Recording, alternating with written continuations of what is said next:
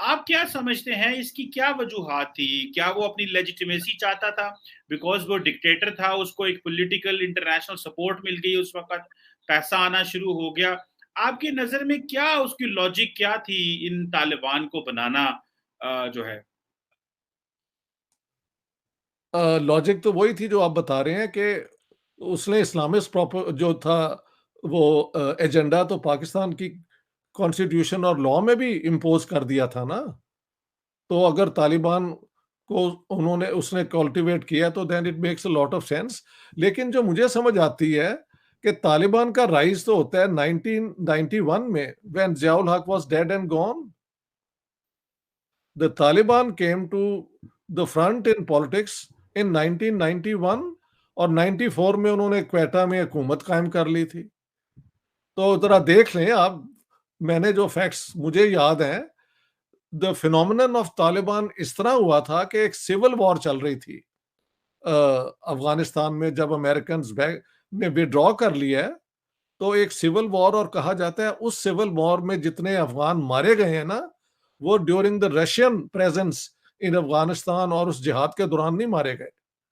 तो civil war के अंदर दोनों, वो जो था नॉर्दर्न फ्रंट और ये जो थे इधर साउथ के जो हिकमत यार और ये बाकी इन लोगों के जो झगड़े हुए हैं ना, उसमें बेतहाशा अफगान जो है ना, वो उनकी जान गई, इंजरी हुए, वो भागे वहां से। तो जब इनकी पहले खबर आई वो तो 1991 है। By that time general Zia was dead and gone for 3-4 years। और मुझे तो ये याद है कि अपना फरुतुल्लाह बाबर ने कहीं कहा है कि तालिबान को तो हमने पता नहीं तैयार किया है या क्या किया है, विच मीन्स कि वो दौर बेनजीर भुट्टो की हुकूमत का था, अगर इफ दैट इज करेक्ट। तो I think blaming everything on Zia, वो कहते हैं कि विपिंग द डेड हॉर्स, सारा कुछ उस पे लगा देते हैं और वो आसान हो जाता है ना। लेकिन if Zia died in 89 in a 88 plane crash and the Taliban first appeared in 91, how can you blame it on Ziaul Haq? ये तो जियाउल हक के बाद जो हुकूमतें आई हैं, ये उन्होंने उन्हें कल्टीवेट किया है ना।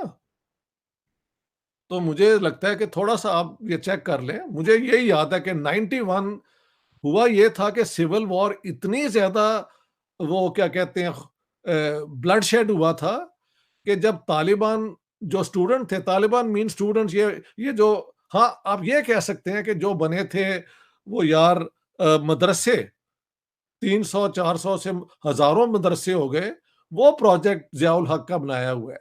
ये वहां तालिबान तैयार हुए, पाकिस्तानी भी और शायद अफगान भी, जो उन्होंने फिर उस सिविल वॉर के अंदर जाके, शुरू में तो इनकी थोड़ी सी, लोगों ने इनके आने से अमन भी पाया, स्टेबिलिटी भी पाई।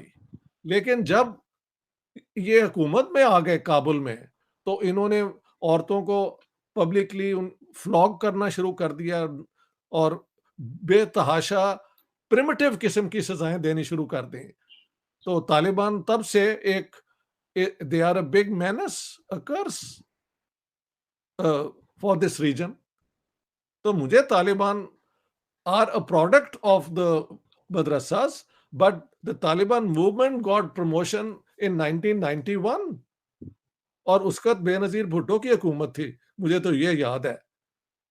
सो who do you want to blame ultimately in Pakistan for the Taliban will always be an open question। लेकिन 1991 I think is the first time we heard about the Taliban। Within 3 years वो उन्होंने काबुल में हल capture कर लिया था, और फिर वहां से उसके बाद, the years can be a bit up and down। If you want I can check in my book and see कि ये कौन से साल हैं। Would you like me to do that? अगर आप करना चाहें, लेकिन मेरा ख्याल है हम इसको बाद में वो रेफरेंस के तौर पे नीचे डिस्क्रिप्शन में शेयर कर देंगे आफ्टर रिकॉर्डिंग द ठीक है, वीडियो तक अगर। लेकिन इतना मुझे यकीन है कि Zia was dead by the time the Taliban became a political phenomenon. Yes. हाँ बिल्कुल। अलबत्ता इनकी ट्रेनिंग क्योंकि हुई है वहां उन मदरसों में, तो उस प्रोजेक्ट का हिस्सा तो ये ज़रूर है, बिल्कुल। लेकिन ये एक पॉलिटिकल कुव्वत की बुनियाद पे और बाद में हुकूमत जो है, ये ज़िया के जाने के बाद हुआ है। बिल्कुल सही है। अच्छा डॉक्टर साहब ये बात बताइएगा कि पाकिस्तान ने, हम यहाँ पे बात करते हैं जी कि दहशतगर्दी की जंग लड़ी, लेकिन साथ हमने ये भी नोटिस किया है कि जो जैसे इमरान खान साहब हैं, वो जब उसामा बिन लादेन जब उसको कत्ल किया, अमेरिकन ने वहाँ पे रेड किया और मारा, तो वो उसामा बिन लादेन को शहीद कहते हैं। शाह महमूद कुरैशी जो हैं वो कहते थे, उनको एक अफ़गान टीवी ने पूछा क्या वो शहीद है, कि वो क्या है? तो उन्होंने कहा मैं इस सवाल का जवाब नहीं देना चाहता। तो बहुत सारे पाकिस्तानियों को इसका बात करते ये कहते हैं कि ये जो पाकिस्तानियों का लीडरशिप का कंफ्यूज रहना और इतनी बड़ी दहशतगर्द जमात के लीडर को भी दहशतगर्द ना कहना और उसको शहीद कहना, तो ये आप समझते नहीं है कि ये लीडरशिप की कंफ्यूजन है कि वो लड़ किससे रहे हैं, वो कर क्या रहे हैं और हम लोग इतने साल क्या करते रहे हैं?